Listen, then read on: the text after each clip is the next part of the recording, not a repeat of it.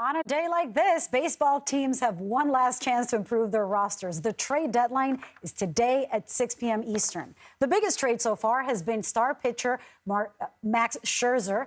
That was when he was moved from the Mets to the Texas Rangers. And now all eyes are on his former teammate, Justin Verlander, as the Mets could trade him as well. Joining us now is Matt Snyder. He's a writer for CBS Sports. All right, Matt, the Mets were considered World Series contenders going into the season. Do you think they'll continue to pivot and then by trading Verlander?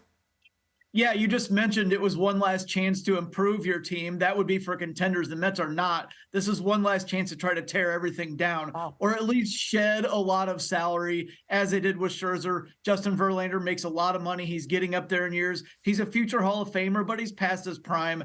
There are fits out there on the market. A reunion with the Astros, he won the World Series with them last year, would be in the cards if they decided to trade him. The Orioles could work. The Dodgers obviously they can take on money. It's the Los Angeles Dodgers. They could work. And also the Padres. Like, we'll talk about them a little bit more in a second, but they could work as well. It's going to be very interesting to see how this goes down. If I had to guess right now, I would say that he's going to go today.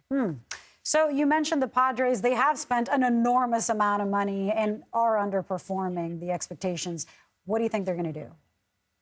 I think that at this point, general manager A.J. Preller is kind of in, hey, I'm going down with the ship mode. I think he's going to try everything he can to try to add to this team. If they decided that it would work there, and that would have given an influx of talent to the market. But I think the Padres are inclined to hold. They're 5 games out of the last wild card spot. That's a tall order, but they have enough talent to get there. I think that he believes in his team, and I think Preller's probably going to hold. If he does add, like I said, maybe it's a big splash with Justin Verlander. Maybe it's a little bit smaller with pitchers from the Tigers, for example, like Eduardo Rodriguez or Michael Lorenzen, something like that. But I do not expect the Padres to sell. I think they're going to hold or even buy.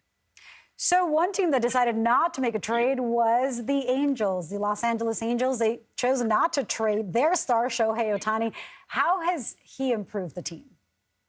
Well, the big impact on the Angels deciding to hold on to Ohtani was on the market as a whole. He was going to be the best pitcher and the best hitter on the market, and we've never seen anything like that before, maybe since Babe Ruth, I guess, but there wasn't even really a trade market back then. They just sold him.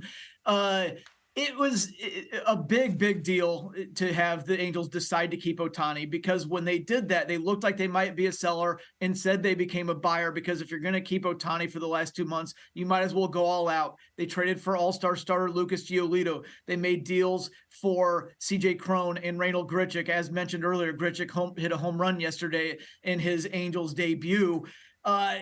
They're still on the periphery of contention. They're only 3 games out of the third wild card, but it's really crowded right there. They will get help when Brandon Drury and especially Mike Trout come back from injury there. It's going to be fun to see how it unfolds. The main thing for the Angels was Ohtani is set to hit free agency after this season, but they really want to keep him. If they traded him away, they wouldn't be able to keep him. Great to have you, Matt Snyder. Thank you.